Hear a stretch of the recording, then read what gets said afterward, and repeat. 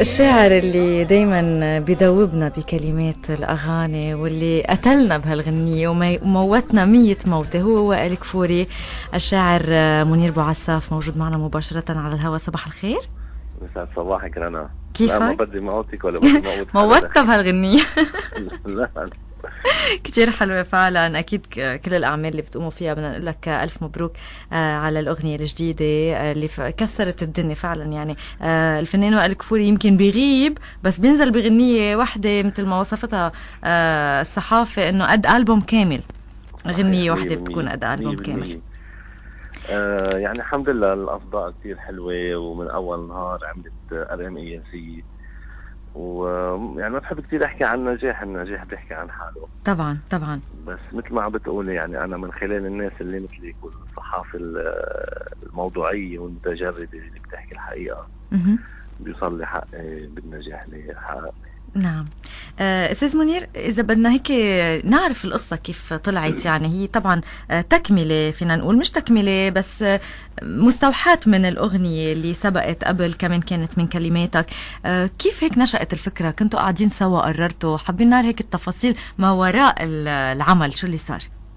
هو الحقيقة إنه الغنية هي فكرتها مش تكملة لو حبنا غلطة، صح، هي استعملت لو حبنا غلطة كدعم لفكرة الأغنية الجديدة. نعم. يعني عم تقول لحدا انه هلا بدك تتركني وانت كنت تقول لي نحن لو حبنا غلطه تتركنا غلطانين. خلقت هي صراحه موضوع عيشته مع احد المقربين. نعم. عيش هالقصه وخلقت كانه كتبت حاله عيشه، يعني مش حاله شخصيه الي. يعني عشت القصه مع احد الاصدقاء مثلا او صحيح. احد. نعم صحيح. يعني عشت الحالة اللي هو كان عم بخبرني عنها، يعني مثل ما حيلا حدا صديق او بخبرك انه عنده مشكلة او عنده قصة انا بقدر اعبر عنها بالكتابة والشعر، وهيك صار. نعم.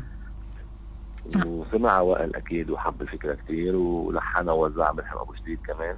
صحيح. وتكامل العمل بين صوت النجم الكبير وائل كفوري وبين لحن وكلمة ملحم وكلمة سنة، وتوصلت لكم انتم وحبيتوها. طبعا بنحبها. استاذ منير، طبعا انت معروف انه بتعاملك مع عدد كبير من الفنانين، هل في اعمال جديده عم بتحضر لها هلا مع فنان معين، اغنيه جديده كمان هيك ممكن نشوفها قريبا؟ يعني نحن اكيد هلا بلشنا بالبوم وائل التحضير. نعم. وان شاء الله يعني يمكن 3 اشهر او 4 اشهر، ما بعرف التاريخ بالضبط، بس انه تقريبا بيصدر الالبوم. وعندي تعاملات اكيد مع نانسي عجرم باغنيتين، الحان هشام بولوس وتوزيع باسم رزق، وعندي مع ست نجوى 3 اغاني، وسام الامير وجورج مادروسيون وتوزيع توني سيبا. نعم. يعني مع ملحم زين غنيتين، الحان وتوزيع بلال زين، معين شريف غنية، نادر الأتات، ناجي قصة. يعني ما بدي انسى حدا، بس هودي اللي هلا بالوقت الحاضر ذكرت لك اياهم. نعم. عندي مع فنان باسكال مشعلاني كمان بألبوم جديد كمان، يعني مجموعة من الفنانين اللي بنحبهم. طبعا. يعني انت ما بتحب تحكي عن النجاح، ولكن اصداء العالم لما حكيتها كل اصدقائك من الشعراء من الفنانين من الوسط الفني، شو كان تعليقهم على الاغنيه؟ يعني شفنا راي الناس، ولكن هل هنوك كمان حتى الاشخاص اللي بيشتغلوا بنفس المجال؟ يعني لك انا بس اعمل عمل، انا بعرف انه اليوم الرأي الاول والاخير هو للناس اللي بدها تسمع وتتلقى العمل. نعم. اقرب المقربين الي من شعراء واصدقاء اكيد هنوني، بس بفتكر يعني شوي الواحد بده يكون كتير متجرد وموضوعي وهيك مترفع تيقدر يهنيك على عمل هالقد مهم، لانه تحط الحس انه على طول في بيسموه عدو الكار او بيسموه يمكن يغاروا من نجاح، ممكن يحاولوا يطمشوا نجاح هالقد كبير مشان يحسوا بحالهم صغار قدام هيك نجاحات. ما بلوم حدا ولا بعتم حدا مهناني، لانه بالنتيجه التهنئه الحقيقيه هي بتجيني بالنجاح اللي بحققه واللي بلمسه فعلا على الارض من خلال محبه الناس للعمل. صحيح. اللي بهنيني بكون هو باصله وعمل باخلاقه، واللي ما بهنيني ما راح ينقص من نجاحي. صحيح. لما الأستاذ ملحم أبو جديد كان يعني قعدتوا كرمال تلحنوا الغنية أو تشاركتوا بالأفكار سوا، يعني لأنه بالنهاية في جملة مأخوذة من أغنية سابقة بقيت على نفس اللحن بس كملنا بلحن تاني، كيف صارت؟ صحيح. كيف تزبطت الأمور؟ يعني مع ملحم خليني أحكي عن الشغل مع ملحم في متعة كبيرة، لأنه مع ملحم تسقط كل الحواجز الخجل بينه وبينه، بمعنى انه مطرح ما بيكون في جملة لحنية يعني ممكن هيك انا تلفتني او يمكن يعني نطبخ طبخة سوا. صحيح. يعني هو مطرح ما في كلمة شوي بحسها بدها تغيير بغيرها، انا مطرح ما في جملة لحنية بحس ممكن نغيرها بعطي رأيي.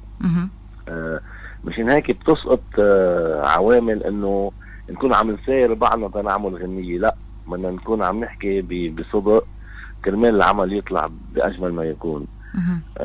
مشان هيك قصدنا انه نحافظ على جملة لو حبنا غلطة، مشان يكون الربال على لو حبنا غلطة بمطرحه ويكون ملفت. صحيح. واللحن كان جدا هيك متناسق، يعني ما بتحس انه كأنه هالجملة اللي قطعت ظاهرة من محل تاني، بالعكس كأنها متناسقة 100% قطع بسلاسة. أستاذ منير، امبارح يعني خبر وفاة الموسيقار ملحم بركات ترك أثر كتير كبير عند كل الناس وعند كل الفنانين، وحضرتك كمان كتبت وبيضل سر الموت وجعنا الرهيب، كل ما شخص بفل وبلحظة بغيب، وقديش كان الموت رح يبقى مخيف لو ما غلبنا الموت بالابن الحبيب. ملحم بركات رحمك الله، وأدعو لك أن تكون من سامعي صوته في اليوم الأخير. فعلا يعني هي الخبر كنا عم نحكي شوي، وهلأ اتصالات المستمعين والعالم اللي عم بتشارك، ناس عم تبكي، ناس مقهورة، خسارة مفاجئة وخسارة كبيرة. أنا بالبداية ما كنت يعني حابب يعني كنت حابب بلش مقابلتي معك بالتعزية. نعم. بس تركتها للآخر لأنه يعني المسك اللي بيكون بالآخر المسك الختام، يعني مثل ما بيقولوا. أنا بدي أقول شغلة، إنه بالنسبة إلي في شغلتين، في ناس بتموت وفي ناس بتتركنا بتنتقل. مظبوط. بس بتضل. يعني اللي بيموت هو اللي بيختفي كليا، كأنه ما اجى على الحياة ولا مرق بالحياة، لأنه ما بيترك شيء من بعده. هذا اللي بيموت. اللي بيضل هو اللي بتضل تسمعي صوته رغم غيابه، بتضل يأثر فيكي رغم غيابه، بضل حاضر رغم غيابه، يعني الغائب الحاضر. ملحم بركات أنا بعتبر انتقل من بيناتنا، بس هو كيف ما برمتي على إذاعة على تلفزيون بأعماله بإبداعاته بعده موجود. صحيح. هو انتقل للحياة الثانية، وأنا مثل ما قلت إنه إن شاء الله بيكون من سامعي صوته يوم الأخير. نعم. لأنه هو إجا الله عطيه وزنات، وافتكر اشتغل بوزنات ودوبلة وتربلة، مش بس اشتغل فيها. بالعطاء اللي عطيه، بالفن الكبير اللي قدمه، بالإرث الفني اللي ترك لنا اياه اللي نتعلم منه، وكل شيء بتمنى له انه تكون نفسه بالسماء، ويكون اكيد مطرح ما هو مرتاح اكثر من هون. الله يرحمه ويصبر كل محبينه، وهو خسارة للبنان وللأغنية اللبنانية. نعم. وإن شاء الله بنكون نحن على قد الإرث اللي ترك لنا إياه، ونقدر نكمل مسيرة كبيرة هو بلشها. أستاذ منير، في شغلة كتير ملفتة يعني، والكل الناس عم تكتب إنه عن جد عم نخسر عمالقة لبنان، عم نخسرهم، بس هل في اليوم أمل بجيل جديد فعلا هيك يعني يصيروا هن عمالقة جدد للبنان، ولا بتحس إنه هالفن فعلا ما عاد يرجع مثل قبل؟ يعني شوف، كل مرحلة من العمر أو كل مرحلة من الزمن إلى ناسها وإلى فنها وإلى الطابع الفني تبعها، وإلى يعني مثل ما بيقولوا ترند، أو إلى يعني المضبط إذا بدنا نقول. نعم.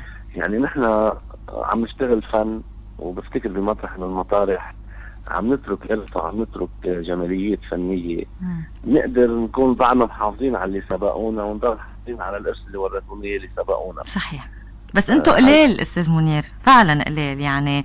حضرتك ويمكن كم حدا بعدهم موجودين اليوم على الساحة بعدهم عم يعطونا اعمال جيدة، اعمال ذو مستوى راقي، بس في اعمال كتيرة هابطة للأسف، او ما عم نشوف جيل جديد هالقد يعني فعلا فيه عنده ابداع.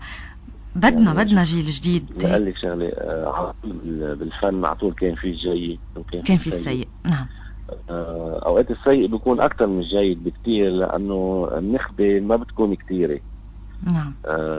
انا بعتبر انه لا، في عنا يعني ناس شاطرين مبدعين، وهن هودي النخبة القليلة اللي عم تعطي، وان شاء الله املنا بجيل جديد يعطي. بس يمكن الجيل شوي عم بيروح نحو، يعني عم بيتغرب عن اللغة وعن موسيقتنا الأصيلة. شوي عم بحس شوي عم بيميلوا للغرب، عم بيميلوا حتى في ناس اللغة العربية صارت عم بيعانوا منها بالمدارس، انه ما بقى حدا عم يحبها حتى بالاختصاصات بالجامعة.